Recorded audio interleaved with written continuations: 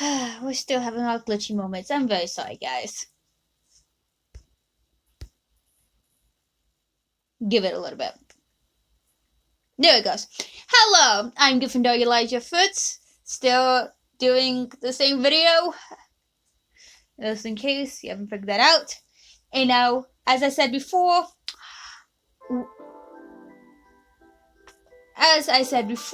we are going to continue on playing Our Life Beginning and Always. We're going to continue doing this till the prologue is absolutely done. Till we get to our first set of moments. Then after that, now it's Battle Hobbits time. Hobbits! Okay, people really need to stop chatting me in the middle of videos.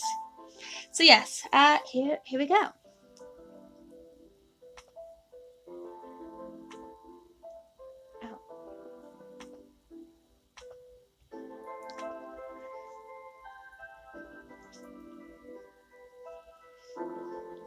Almost like they never stopped. His tears started up again with the vacance.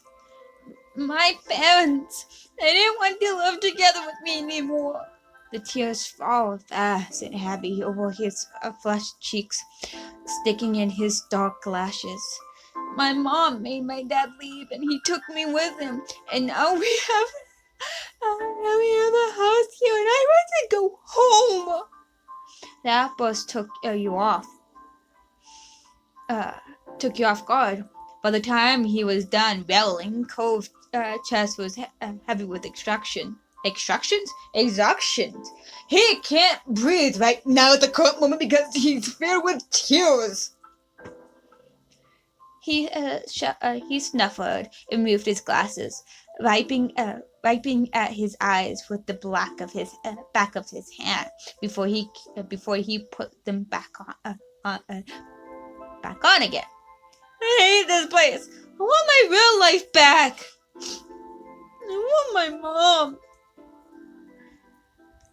I'm sorry. You like it here. You just have to get used to it. Stop crying.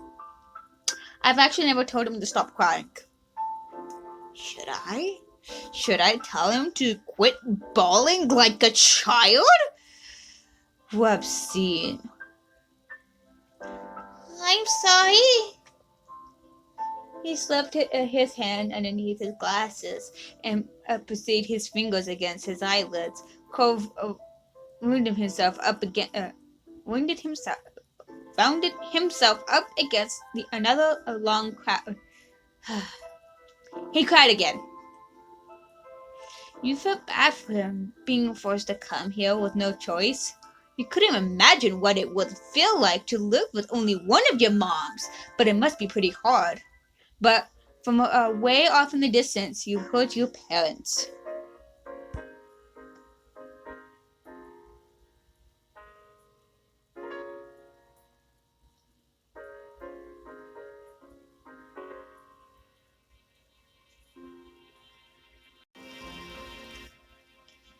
Elijah! Kids, where did you go? Cove looked at you, tears still clinging to his cheeks. Don't tell them we're here. I don't want to go back to that house. I want to go home. You can handle it. You have to go. Don't worry so much. Sorry, I have to.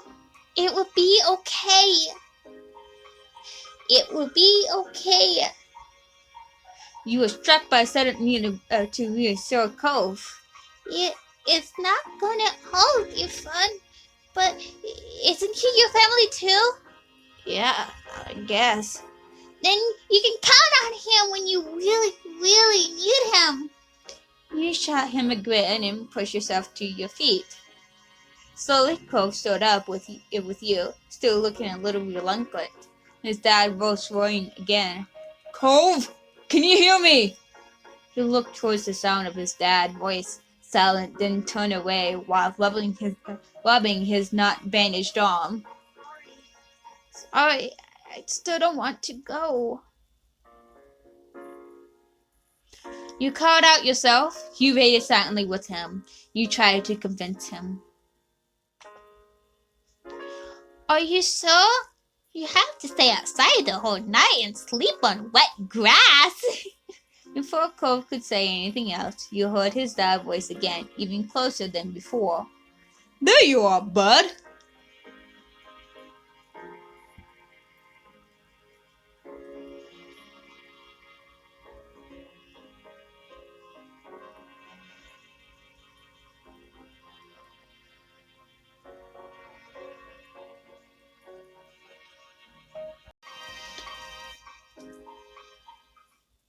The trio of parents appear over the curve of the hill. Instantly, all their eyes landed on you, and they rushed over. Both of your moms were at your side in split seconds, face filled with worry. Elijah, you're here after all. We have been at the park to check for Cove, and then heard what happened earlier when you met the new neighbor. I thought you might have gone off farther away. No, we're just sitting in the grass. Why is everybody acting like this is such a big thing? You're okay. Don't worry. Cove didn't want to go home just yet.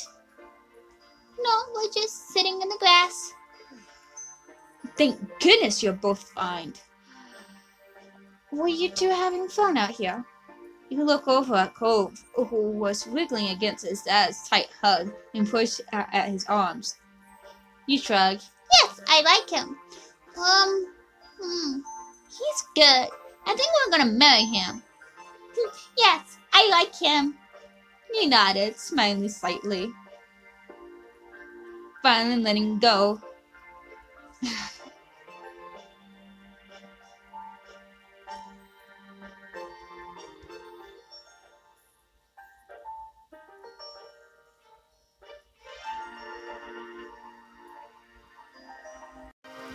Finally letting go of his squirming, scowling son, Cove's dad turned to the three of you. Thanks very much for finding him. I really don't know this neighborhood. Good thing Elijah knows this whole area so well. Absolutely. We should be going home now. It's been a long day for us all. Say goodbye, Cove. The two of them walked off into the darkness, heading towards the neighborhood. You watched Cove's bright pink cast until it disappeared. Tell you what. We'll have a proper play date tomorrow, okay? Your new friend's dad wants to bring him back to see you and Lizzie. And how does that sound? Sure, can I show him my stuff? This sounds like words. You nodded, ducking your head down. But both of your moms laughed, the sound overlapping into a warm, familiar chorus. Mommy put her arm around your shoulder and led you towards the path. Satisfied and more than a little ready to go to bed after your long, exhausting day, you followed them home.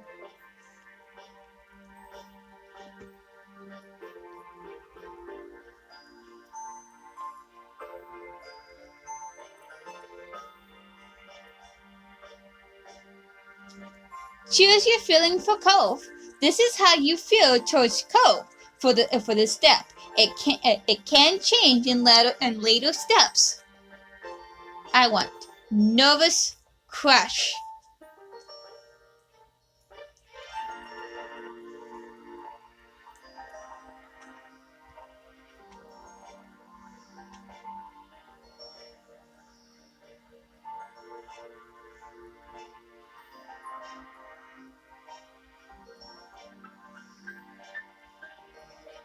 And that's it for today's video. I will continue on, but I gotta do some stuff real quick. So, bye!